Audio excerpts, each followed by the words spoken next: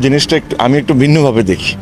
আমার জন্য জিনিসটা হলো যে বাংলাদেশ ক্রিকেট বোর্ড, এটা হলো ক্রিকেটের বোর্ড একটা। ক্রিকেট বাদে সবই কিছু হচ্ছে।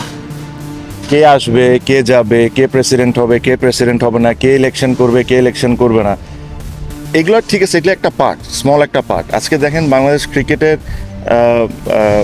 মানুষের প্রতি ইন্টারেস্টটা কতটা কমে আসতেছে। সো আমার কাছে মনে হয় যে কার কি প্রেসিডেন্ট হবে না হবে এগুলো তো আর আমার বলাতে না বলাতে কোনো কিছু যায় আসে না। বাট আমি একটাই রিকোয়েস্ট করব, যারা আছেন বা যারা আসবেন, ক্রিকেটটা নিয়ে একটু ভাবেন, because cricket is losing his charm. আর এই জিনিসটা অ্যাডমিট করাটা ইজ ভেরি ইম্পর্টেন্ট যে আমরা স্ট্রাগল করছি, কারণ আমরা সবসময় কোনো সময় এই জিনিসটা অ্যাডমিট করি না যে আমরা স্ট্রাগল করছি। স্ট্রাগল করতে মানে কি খালি ন্যাশনাল টিম ভালো খেলছে না তা না, পুরো ক্রিকেটিং দিক থেকে আমরা প্রত্যেকটা জায়গা থেকে আমরা স্ট্রাগল করছি।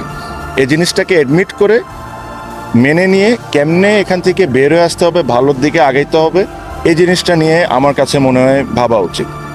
ক্রিকেট বাদে আমি সব কিছুই দেখছি, ক্রিকেটটা দেখছি। আমার কাছে মনে হয় না যে দেশের বাইরে কে কি ভাবছে, দেশের ভিতরে কে কি ভাবছে এটা নিয়ে চিন্তা করা উচিত। আজকে আপনি বলেন যে ধরেন পাকিস্তানে আজকে 4টা সাংবাদিক দেখছে। বাংলাদেশে এমন কোনো সিরিজ হয়েছে, বাংলাদেশ আয়ারল্যান্ডের সাথে খেলুক, জিম্বাবুয়ের সাথে খেলুক বা পাকিস্তান অস্ট্রেলিয়ার সাথে খেলুক, যে 4জন সাংবাদিক আসবেন? আমি তো এরকম কোনো দিন দেখিনি। তো এটা আপনাকে কি মেসেজ দিচ্ছে যে ক্রিকেটটা ইজ লুজিং হিজ চার্ম? তো এই জিনিসটাকে ঠিক করার জন্য আমার অ্যাডভাইস হলো, first you admit we are struggling.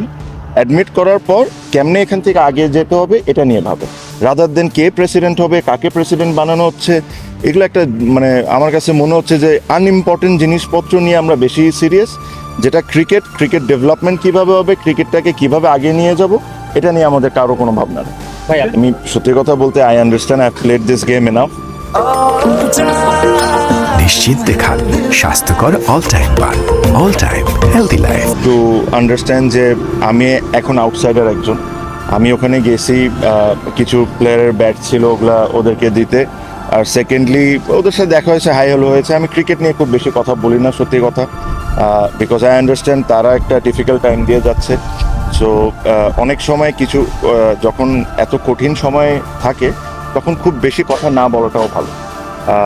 They are all grown up man, they understand যে ক্রিকেটটা যে জায়গায় থাকা উচিত ছিল বা যাদের পারফরমেন্স যে জায়গায় থাকা উচিত ছিল ওই জায়গাটা হয়তো বা না, বাট এই জিনিসটা ওরা রিয়েলাইজও করে, আমি বিশ্বাস করি। And I am sure they are working on it. যে একটা সময়ে বাংলাদেশের ক্রিকেটে যে মজুটা ছিল যে প্রত্যেকটা খেলা ছোট হোক বড় হোক সবাই টিভির সামনে দাঁড়ায় থাকতো, ওই জিনিসটাকে কিভাবে আবার বাংলাদেশে ফেরত নিয়ে আসতে হবে। So I think that is the most important thing, rather than কে কি বিদেশে ভাবছে না ভাবছে ওটা না। আমার নিজের দেশের মানুষ কতটুক টিমকে সাপোর্ট করছে, কতটুক worried about Bangladesh winning and losing, ওই that has to come back, that is the most important thing. Suggestion একটাই, আমার কাছে মনে হয়েছে ইটস ভেরি হাই টাইম যে নিউ আইডিয়াস, নিউ থিঙ্কিংও আসা উচিত।